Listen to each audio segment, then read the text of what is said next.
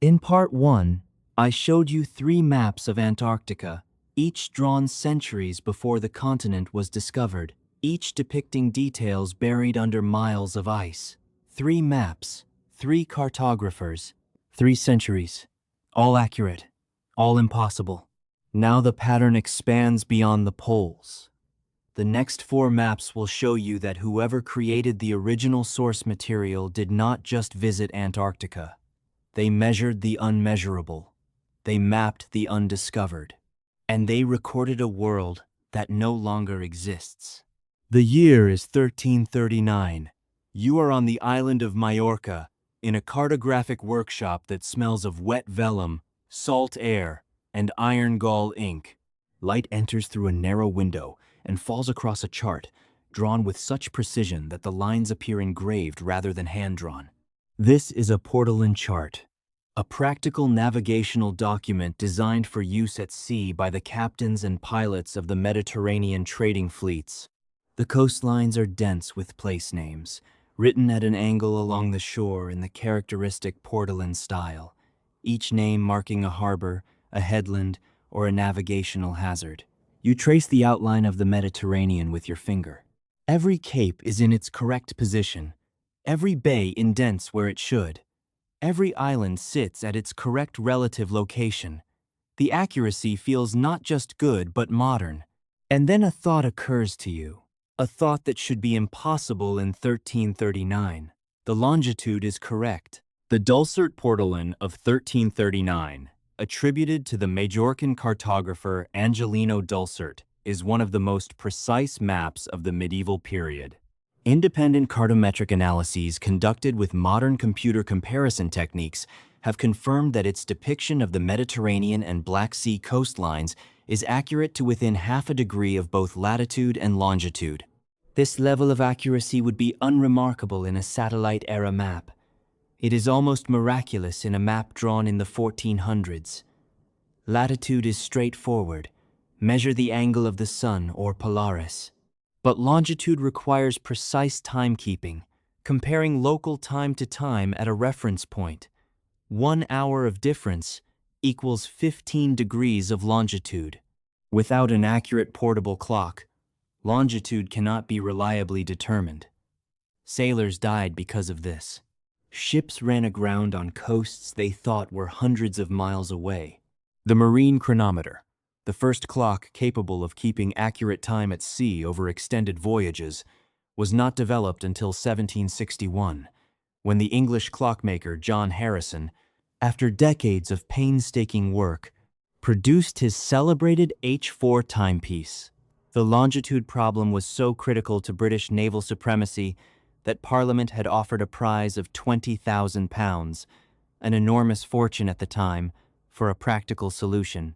That solution came 422 years after the Dulcert portolan was drawn. And yet the Dulcert portolan has accurate longitude, not approximate longitude, not rough estimates within a few degrees. Accurate longitude, maintained consistently across the full breadth of the Mediterranean Sea, a distance of approximately 2,500 miles from Gibraltar to the Levant. This implies one of 2 things. Either Angelino Dulcert possessed or had access to a method of determining longitude that was unknown to the rest of the medieval and early modern world and was subsequently lost without trace. Or he was copying from source maps that were produced by someone who could measure longitude with precision, someone whose technology and scientific knowledge we have not accounted for in our accepted timeline of human civilizations. There is another element to consider. Modern cartometric analyses have confirmed that the accuracy of the best medieval portolan charts actually exceeds the accuracy of maps produced by the most advanced European cartographers of the 17th and 18th centuries. Charts drawn in the 1300s were more precise than charts produced 400 years later, using supposedly superior methods and instruments. This is an inversion of the expected technological progression that makes no sense whatsoever if the portolans were products of medieval technology. It makes perfect sense if the portolans were increasingly degraded copies of much older source maps created by a civilization with capabilities we have yet to identify. The portolan charts as a category present this same disturbing problem, and we will return to them as the final item in this analysis. But the dulcet portolan stands as one of the clearest and most quantifiable individual examples. Its precision is a measured, verified, peer-reviewed fact. Its existence in 1339 is a documented historical fact. The impossibility of achieving its demonstrated accuracy with any known medieval technology is a logical fact. And facts do not care whether they fit the established narrative. You are on a cold dock in the North Atlantic. The year is approximately 1380. A bitter wind carries sleet, and the planks beneath your boots are slick with frozen spray. In your hands you hold a navigation chart given to you by a Venetian traveler named Antonio Zeno. The chart shows islands and coastlines that do not match any geography you know. Some seem imaginary, but others are unsettlingly specific. And in the upper left of the chart, there is Greenland, rendered with a shape that has no right to be this accurate, because what it shows is not the Greenland you would see from a ship. It shows the Greenland beneath the ice.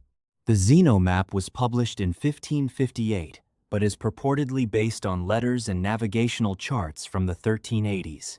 It is attributed to the Venetian brothers Niccolo and Antonio Zeno, who claimed extensive travels in the North Atlantic under the patronage of a nobleman they identified as Zicmni, a figure whose historical identity has been debated for 500 years. The map has been controversial since its first publication, with critics from the 16th century onward alleging that it is partly or wholly a literary fabrication designed to enhance the Zeno family's prestige. And perhaps the narrative is embellished, but the map itself contains something that no fabricator could have invented. The Zeno map depicts Greenland not as a single ice-covered landmass, which is how it appeared to every observer from the medieval period onward, but as a fragmented archipelago of 2 or 3 large islands separated by waterways. Mountains are depicted in the interior.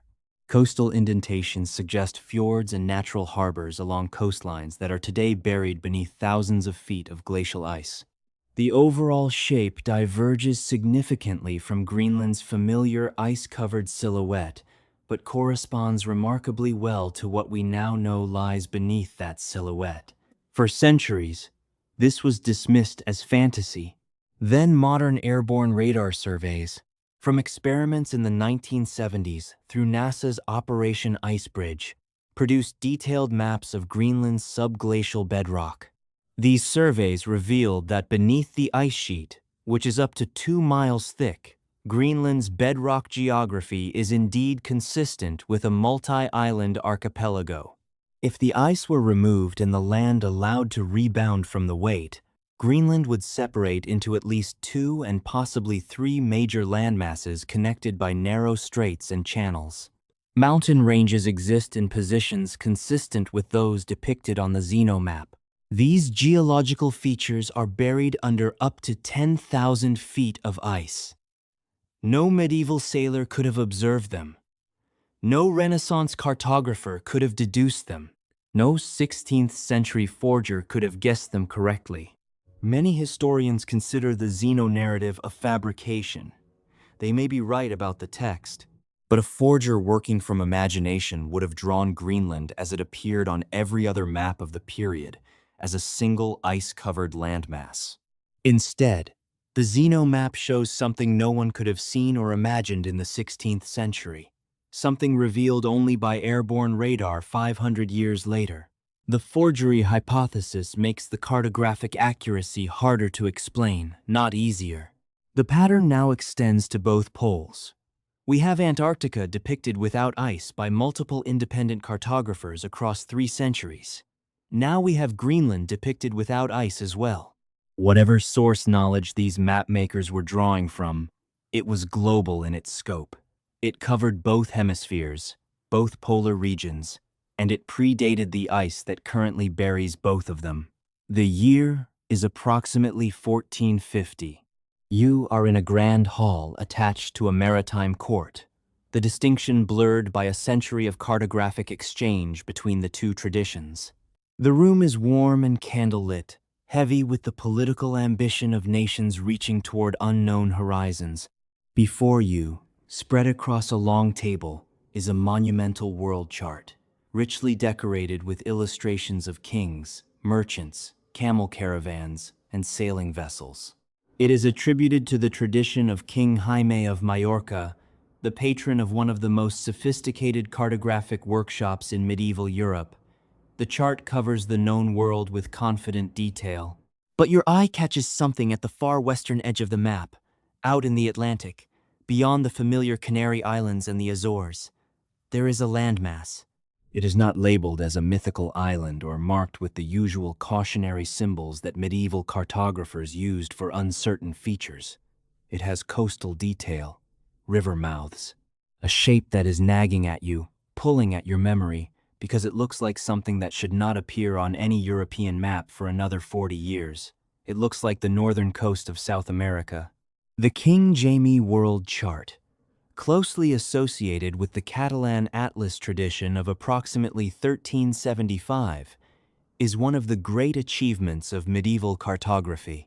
The charts produced under this Majorcan tradition are celebrated for their practical accuracy and their integration of geographic knowledge from Arabic, Greek, Byzantine, and Phoenician sources. The most studied anomaly within this tradition is the presence of land masses in the western Atlantic that correspond, in shape and position and coastal detail, to features of the South American coastline depicted decades before Columbus sailed in 1492. Conventional defenders argue these features represent mythical islands like Antillia or Brazil, and in isolation, viewed at arm's length without close comparison, this argument has surface merit. Medieval maps are full of imaginary islands.